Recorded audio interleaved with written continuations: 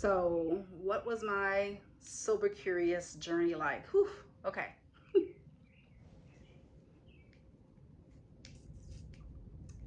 Between October 2018 and January 22nd, 2019 was my sober curious period. In a sense, as far as I was preparing myself, I had two attempts of quitting drinking and I failed. I was a typical, I fell into the whole three times a charm thing when it comes to me quitting the booze. It was my third time that it stuck, and it's been sticking for 7 years now. So back in 2018, in October, I knew I had to build a quote unquote toolbox, like something surrounding myself by things that would help me, because my husband was still drinking and my family was still drinking. People didn't see what I saw within myself that made me want to change. Because a lot of folks, like I said in my last video, um, it was very normal, and it is normal. There is the mommy with the mommy's juice, right? It wasn't, oh, she has a problem, because most of my main drinking happened at home. When I was home with my family or just my husband and I, most of my drinking at that part of my life was at home. So it just was kind of restricted within. I felt all this stuff within my body, right? I knew I felt alone because I even confided in a coworker at the time who wasn't like a friend outside of work, but somebody I felt comfortable talking at the time. And I cried to her. She knew that I was trying to quit alcohol. She wasn't a bestie or, somebody that I was outside of my familiars, that made me feel comfortable to basically use her in a way of a verbal diary at times to help me process this, and just a good listener, right? But at this time I read a lot. So I was reading High Sobriety by Holly Whitaker. Now she has a book out now called Quit Like a Woman that is really good. And I ended up reading that when it came out. And I think at that time I was already like a year or so sober, but I just wanted to support her. And you will kind of need, or I needed at least, after I got sober, kind of reminders of this culprit and all the toxicity and all the crap that it gives you, right? It's like almost as if this is an ongoing toolbox that you use for a certain amount, at least for my first, like my first holiday without drinking, my first birthday, fill in the blank.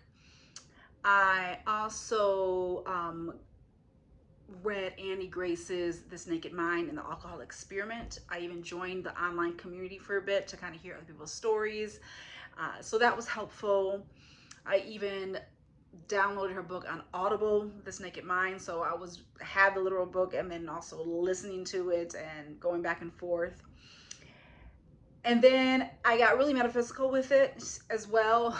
I slept with this amethyst. Now amethyst is known as a sobering crystal, and I kid you not, I would put it on my third eye, and I was training myself to sleep on my back. And yes, sometimes it would fall off, maybe clunk me in my nose, or just roll off, and I would feel it, and it would just but at the same time it did help me sleep, because when you were pulling back from alcohol, especially when you drink at night the way that I did, you are become dependent on it to help you clunk out, to help you fall asleep, whether you're doing it intentionally or not. And I didn't do it intentionally. I just knew that that's what it was doing. That's how my body was responding to it. So having those days where I needed support, this came in handy a lot. And not only that, but I got better dreams with this, and it felt as if my sense of thinking had reason and intuition behind it, which is like a really good merger, because it's like it was just using all of your brain, I would say. And I started doing lion's breath, because not only was I quitting the booze, but I was also quitting cigarettes, because they went hand in hand for me. So the technique within yoga, breathing, where you inhale through your belly, feel in your belly, and you have an exhale of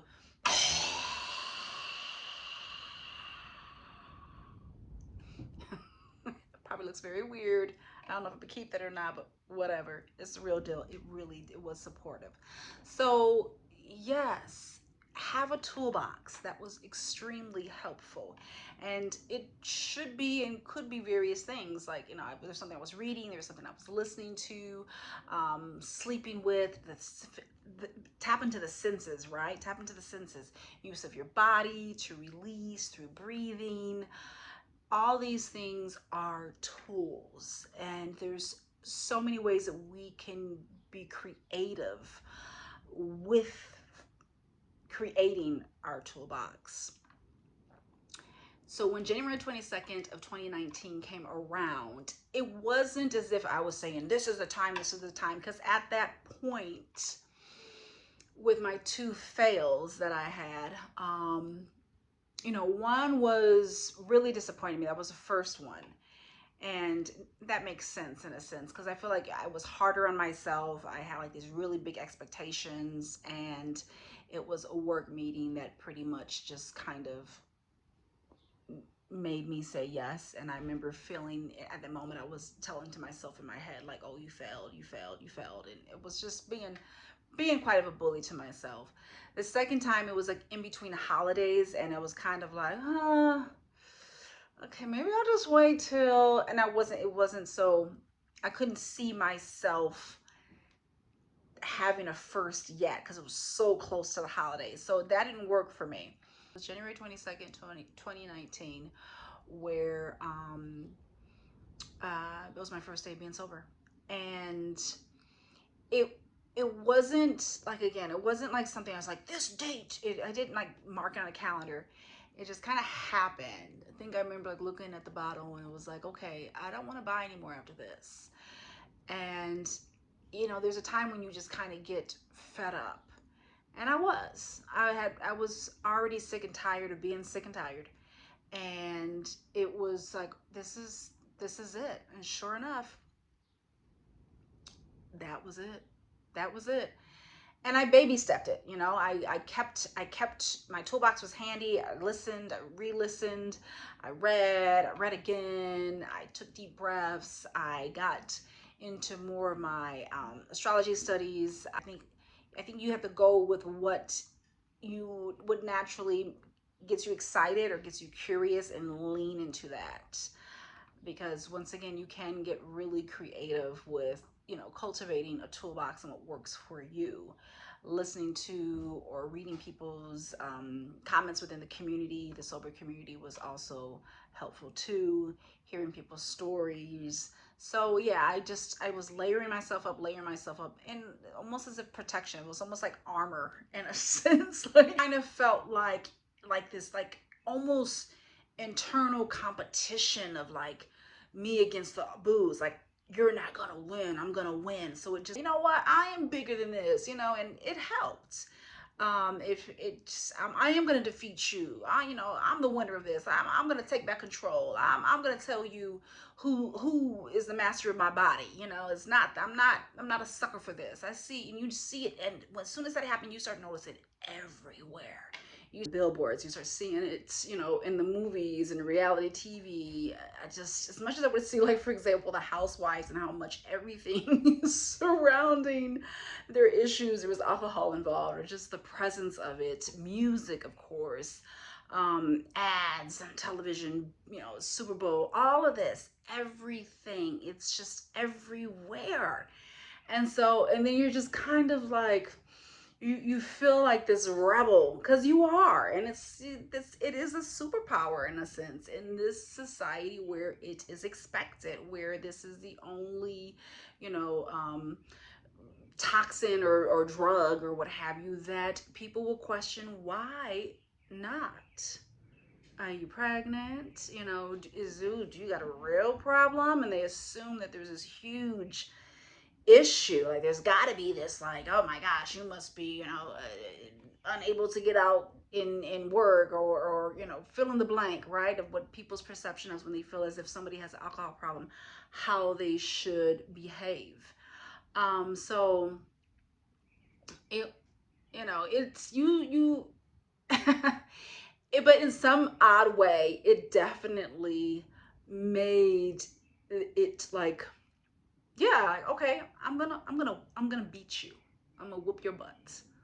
I'm gonna win, you know? And that's how can I approached it, because people around me, once again, we're still drinking, we're still consuming. Um, you know, oh, you're just gonna have a soda water with lime? Oh, okay. Is everything okay?